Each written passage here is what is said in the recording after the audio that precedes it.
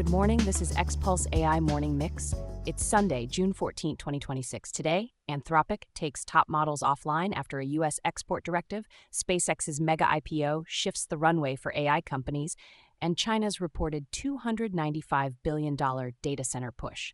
I've got Orion with me, ready to jump in. Ready, let's do it. Reuters reported on June 13th that Anthropic disabled its most powerful models, Fable 5 and Mythos 5, after a U.S. export control directive. Orion, what exactly happened?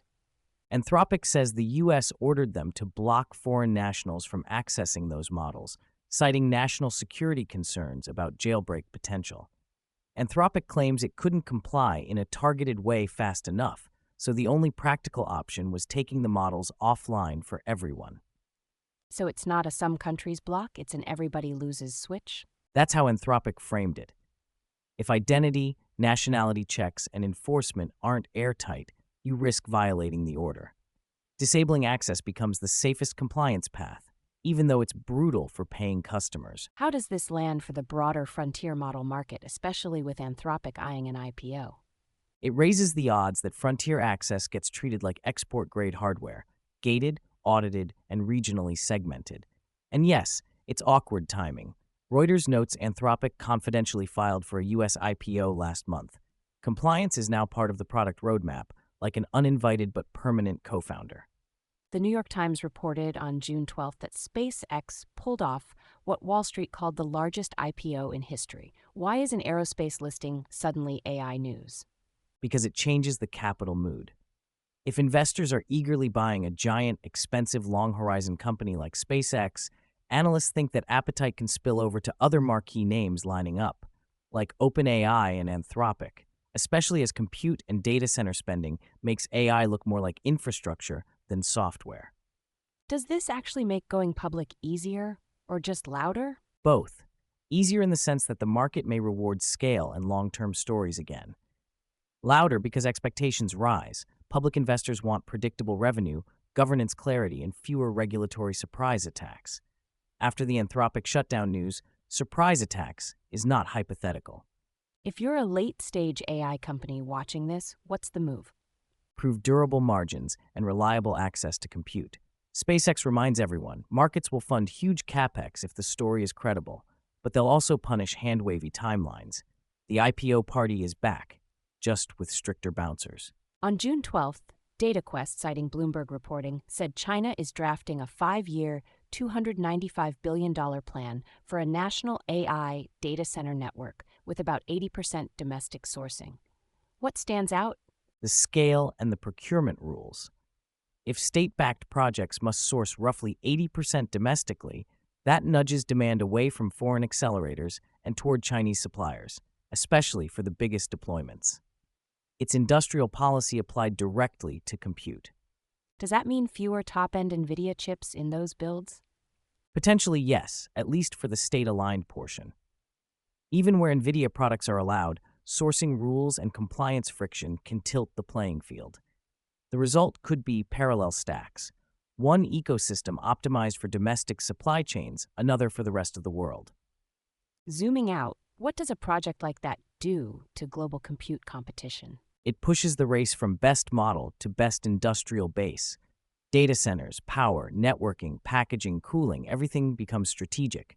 And when compute becomes strategic, access becomes political, not just technical. Tech Policy Press reported on June 12th that U.S. states are moving ahead with safeguards for minors using AI chatbots and companion apps, while Congress debates national rules like the GUARD Act.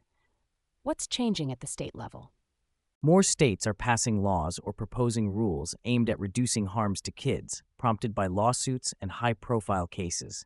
California is highlighted as the first state with a law targeting AI companions, and a broader state coalition now has more than half its members passing at least one measure. For companies shipping consumer chatbots, what's the immediate headache? A patchwork, different age gating, consent, data handling, and product design requirements depending on the state. Even if you want one national standard, you may have to build to the strictest regime or implement state-aware enforcement. Does that push firms toward verified identity checks? It can. But identity verification adds friction and privacy risk, so some firms will try softer approaches: content limits, usage caps, and better escalation. Still, states are effectively saying if you build a companion, you inherit duty of care expectations. Economic Times, in its CIO coverage, reported on June 12th that Tata Consultancy Services is partnering with Anthropic, creating a joint business unit and giving 50,000 TCS employees access to Claude. What's the real signal here? Big services firms are standardizing on third-party LLM platforms, then packaging them into repeatable industry solutions. TCS is targeting regulated sectors, financial services, public services, life sciences, where buyers want governance and integration, not just a chat window. How does the Anthropic model shutdown news affect a deal like this? It elevates questions around availability, region-by-region access, and contingency plans. Enterprise buyers will ask, which model tiers are guaranteed, what happens under export rules, and how do we fail over? Partnerships like this increasingly need policy resilience, not just tech integration. Does this make IT services firms the new distribution layer for LLMs? Exactly.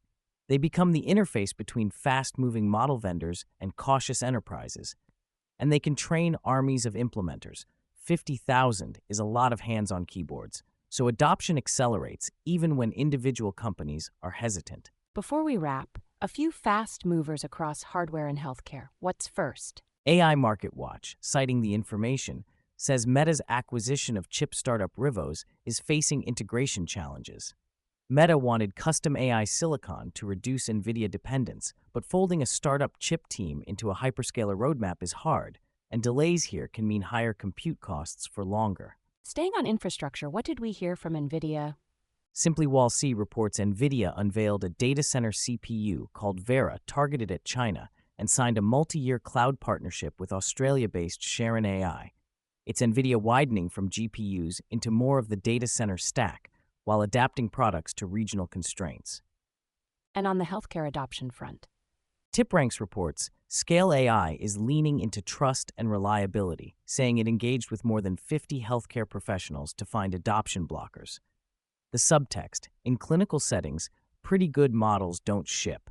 Evaluation, auditing, and workflow fit are the product. That's Xpulse AI Morning Mix from Xpulse for Sunday, June 14th, 2026. Share it with someone who'd find it useful. See you next time.